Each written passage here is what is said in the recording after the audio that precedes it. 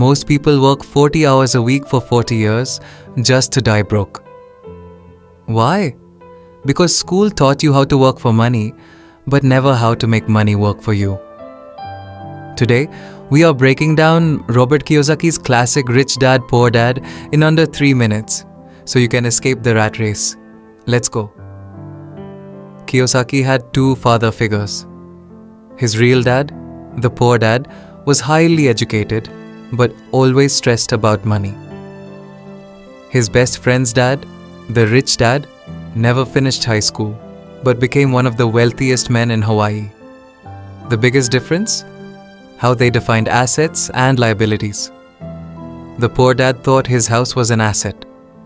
The rich dad said, "No way." Here is the golden rule you need to memorize. Assets put money into your pocket. Liabilities take money out of your pocket. If your house drains you every month with a mortgage and taxes, it's a liability. The poor and middle class work for money.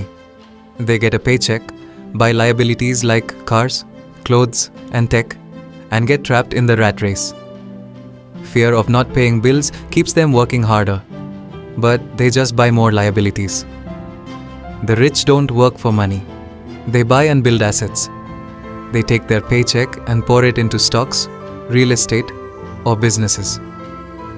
Then, they use the income generated by those assets to buy their luxuries. They don't buy the flashy car until their investments can pay for it. So, how do you fix it? Kiyosaki says, mind your own business. That doesn't mean quit your job tomorrow.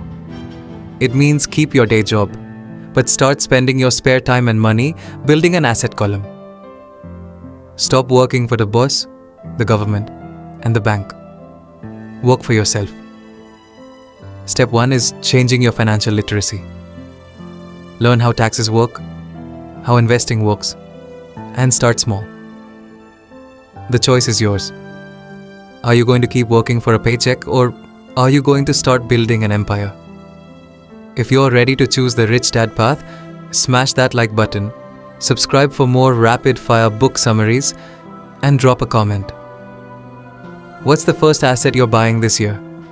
See you next time.